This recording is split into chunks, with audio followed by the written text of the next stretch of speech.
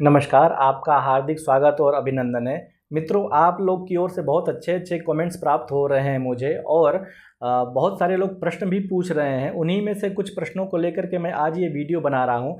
मेरा एक वीडियो पहले से ही पड़ा हुआ अभिजीत मुहूर्त के समग्र शास्त्रीय विश्लेषण के ऊपर लेकर के, तो उसमें से मैंने बहुत सारे कमेंट्स देखे हैं। तो लोगों ने पूछा कि जिस प्रकार से दिन के 8वें खंड में अभिजीत मुहूर्त आता है, तो क्या ठीक वैसे ही रात्रि के 8वें खंड में भी अभिजीत मुहूर्त आता है क्या? बहुत सारे लोगों के कमेंट्स आए, मैंने उनको वर्बली और कमेंट बॉक्स में जाकर के मैंने उनका उत्तर भी दिया है कि नहीं, ऐसा नहीं है। तो उसी के ऊपर आज मैं वीडियो बनाया हुआ हूँ और शास्त्रीय रूप से कि रात्रि के 8वें में किसका मुहूर्त आता है, किस देवता का विशेष खंड आता है, उसके विषय में चर्चा करेंगे। यदि आप भी कोई प्रश्न पूछना चाहते हैं ना, ज्योतिष को लेकर के, मुहूर्त शास्त्र को लेकर के, संहिता शास्त्र को लेकर के, यदि आपके भी मन में किसी भी प्रकार की शंका है या कोई प्रश्न आप पूछना चाहते हैं या किसी विषय विशेष पर आप चाहते हैं कि मैं वीडियो बनाऊं, तो आप कमेंट बॉक्स में आप मुझे ज़रूर सूचित कीजिएगा। समयानुसार मैं उस विषय पर वीडियो बनाने की कोशिश करूंगा। तो देखिए, जो प्रतिदिन अभिजीत मुहूर्त आता है ना, तो दिन का जो लगभग 8वां जो मुहूर्त होता है, जो ठीक मध्य का मुहूर्त होता है, उसे हम कहते हैं अभिजीत मुहूर्त। और एक मुहूर्त लगभग 2 घटी का होता है। मतलब लगभग एक घटी लगभग 24 मिनट की होती है, तो 2 घटी लगभग 48 मिनट की होती है। तो 48 मिनट का वो कालखंड प्राप्त होता है। तो वो लगभग 11:30 बजे से प्रारंभ होता है, तो 48 मिनट तक वो रहता है। तो प्रतिदिन अभिजीत मुहूर्त आता है। यदि आपको कोई सा भी काम करने के लिए शुभ मुहूर्त नहीं मिल रहा है ना, तो आप अभिजीत मुहूर्त में कर सकते हैं, क्योंकि उस नक्षत्र का स्वामी होता है ब्रह्मा। और ऐसे में अभिजीत मुहूर्त में आपका सूर्य जो है लग्न कुंडली से हमेशा आपके दशम स्थान में रहेगा, जो आपके कर्म को प्रेरित करेगा, आपके कार्य की सिद्धि को द्योतित करेगा। तो इसलिए अभिजीत मुहूर्त बहुत ही अच्छा माना जाता है, शुभ माना जाता है। और ये अभिजीत मुहूर्त का स्वामी होता है ब्रह्मा। देखिए, जो हमारे 27 नक्षत्र हैं ना, तो 27 नक्षत्रों को एक बार पुनः पूरे दिन में आवृत्ति उनकी कर दी गई है। दिन में 15 मुहूर्त, उसी को हम कहते हैं मुहूर्त के रूप में, जो नक्षत्र देवतांश के रूप में आता है। तो दिन में 15 मुहूर्त और रात्रि में 15 मुहूर्त का विधान बता दिया गया। मतलब एक अहोरात्र में, एक 24 घंटे में लगभग 30 मुहूर्त होते हैं। दिन के 15 मुहूर्त और रात्रि के 15 मुहूर्त। तो दिन का जो 8वां मुहूर्त होता है वो होता है अभिजीत मुहूर्त। देखिए, जो हमारा अभिजीत नक्षत्र है ना, वो लगभग 19 घटी का होता है। मतलब उत्तराषाढ़ा नक्षत्र के अंत की 15 घटी और श्रवण के आदि की 4 घटी, ये मिल करके 19 घटी जो है आपका अभिजीत नक्षत्र का मान होता है। जब भी उत्तराषाढ़ा नक्षत्र के अंत का चरण प्रारंभ होगा, 15 घटी जब से अंतिम की शुरू होगी, तब से अभिजीत नक्षत्र का मान प्रारंभ हो जाएगा और श्रवण नक्षत्र के 4 घटी पर आकर के वो समाप्त हो जाएगा। तो 19 घटी का संपूर्ण मान होता है हमारा अभिजीत नक्षत्र का।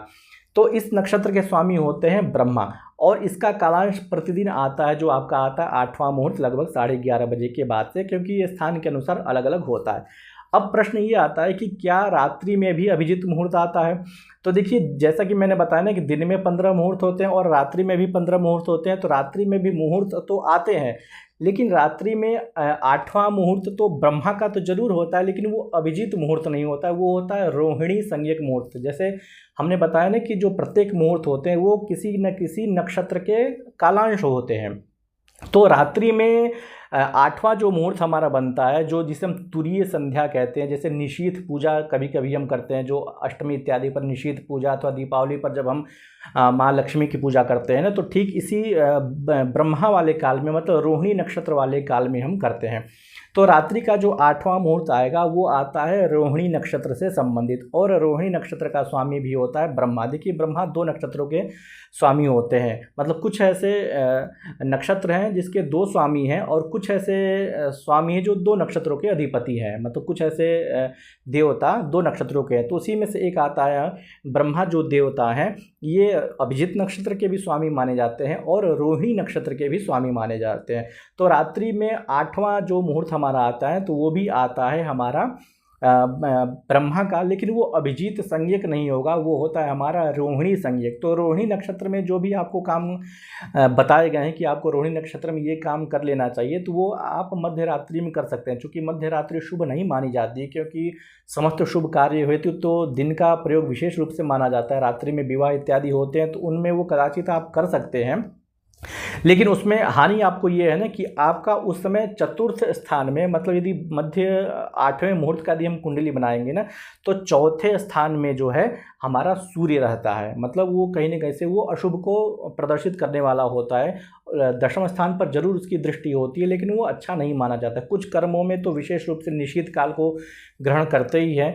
तो रात्रि में यदि कोई कर्म करना चाहें, मतलब किसी प्रकार की साधना करनी चाहें, आप कुछ करना चाहें, तो रात्रि में आप रोहिणी नक्षत्र वाला जो कालांश होता है वो कर सकते हैं, लेकिन वो अभिजीत नक्षत्र से उसे हम बोधित नहीं करेंगे। क्योंकि देखिए 15 शिवोज पादा दष्टो च्युर्भेषा अदिति जीव को विष्णु वर्ग त्वाष्ट्र मरुतो मुहूर्ता निशि कीर्तिता, मतलब आर्द्रा इत्यादि से प्रारंभ करते हुए 15 मुहूर्त जो है हमारे रात्रि में आते हैं।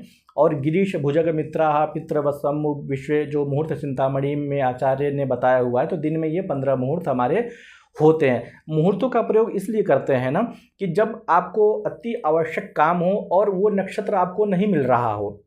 जैसे मान लीजिए किसी को यात्रा करनी है और चर संज्ञक नक्षत्र नहीं मिल रहा है, लेकिन वो यात्रा हमारी अति आवश्यक है, तो चर संज्ञक वाले नक्षत्र के जो कालांश आते हैं ना, उसमें हमें वो कार्य कर लेना चाहिए। इसीलिए इन मुहूर्तों की बहुत ज़्यादा प्रधानता होती है, क्योंकि ये त्वरित फल देने वाले होते हैं।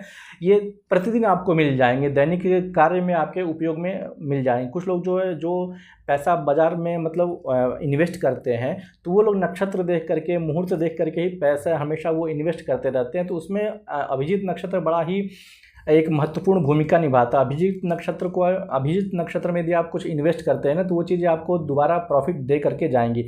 लेकिन बुधवार के दिन आपको अभिजीत नक्षत्र को अवॉइड करना है, क्योंकि बुधवार को अभिजीत नक्षत्र दूषित माना जाता है। रवा वर्यमा ब्रह्म रक्षा सौम्य कुजे वन्नी पित्रे बुधे चाभिजित स्यात्, तो बुधवार को अभिजीत नक्षत्र जो है बहुत ही दूषित माना जाता है। तो इसलिए बुधवार के दिन अभिजीत मुहूर्त में आप कोई सा भी काम ना करें। रात्रि काल में आप यदि करना चाहते हैं तो रोहिणी वाला जो काल आता है उसमें आप कर सकते हैं। उसके भी स्वामी ब्रह्मा हैं। जैसे विशाखा नक्षत्र है ना, विशाखा नक्षत्र के भी 2 स्वामी है, शक्र और अग्नि, मतलब इंद्र और अग्नि, ये 2 स्वामी एक ही नक्षत्र के स्वामी माने। 2 देवता जो है एक ही नक्षत्र, मतलब विशाखा, इसीलिए से हम कहते हैं द्विशाखा। विशाखा नक्षत्र से 2 भागों में हमारा वृत्त जो है ना वो बट जाता है, 2 भागों में वो शाखाएं उसकी विभाजित हो जाती हैं, इसीलिए इसको हम कहते हैं द्विशाखा। फिर बाद में कालांतर में वो विशाखा हो गया। तो उसके 2 स्वामी हैं, एक है इंद्र और दूसरा है अग्नि। तो आपको ये वीडियो अभिजीत मुहूर्त के ऊपर कैसा लगा, आप अपने कमेंट से ज़रूर बताइएगा। और यदि किसी विषय पर आप कुछ जानना चाहते हैं, कोई आपकी इच्छा है कि आप इस विषय पर वीडियो बनाएं, इस विषय पर हमें समझाएं, तो आप कमेंट बॉक्स में आप ज़रूर सूचित कीजिएगा। मैं उस विषय पर वीडियो बनाने का मैं प्रयास करूँगा। नमस्कार।